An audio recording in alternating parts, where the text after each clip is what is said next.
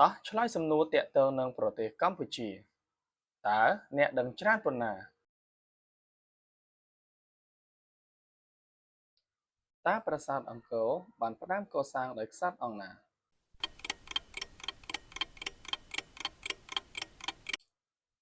ចម្លើយដែលត្រឹមត្រូវគឺចម្លើយខព្រះបាទសូរ្យវរ្ម័នទី2តើប្រាសាទព្រះវិហារបានដាក់ចូលជាបេតិកភណ្ឌពិភពលោកនៅថ្ងៃខែឆ្នាំណា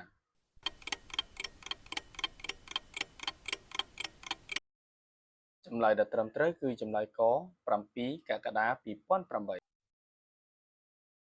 តើរដ្ឋធម្មនុញ្ញនៃព្រះរាជាណាចក្រកម្ពុជាត្រូវបានប្រកាសឲ្យប្រើប្រាស់នៅថ្ងៃខែឆ្នាំណា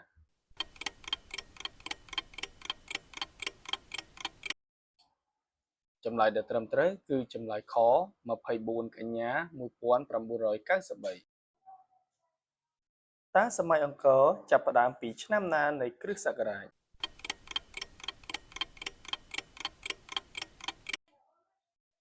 ចម្លើយដែលត្រឹមត្រូវគឺចម្លើយកឆ្នាំ802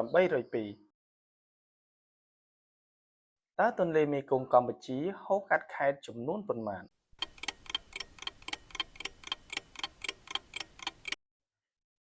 ចម្លើយដែលត្រឹមត្រូវគឺចម្លើយក5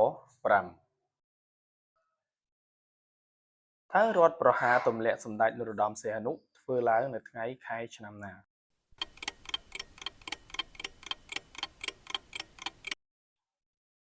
ចម្លើយដែលត្រឹមត្រូវគឺចម្លើយខ18មិនិនាឆ្នាំ1970តើប្រទេសកម្ពុជាចូលជាសមាជិកអាស៊ាននៅថ្ងៃខែឆ្នាំណា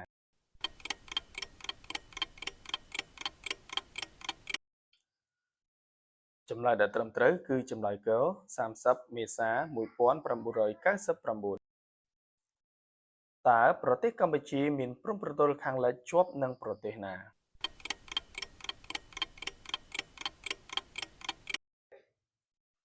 ចម្លើយដែលត្រឹមត្រូវគឺចម្លើយកថៃ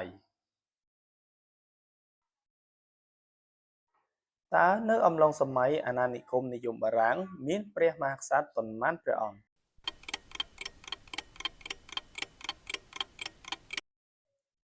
ចម្លើយដែលត្រឹមត្រូវគឺចម្លើយក4ព្រះអង្គតើប្រទេសកម្ពុជាបានចូលជាសមាជិកអង្គការសហប្រជាជាតិនៅថ្ងៃខែឆ្នាំណា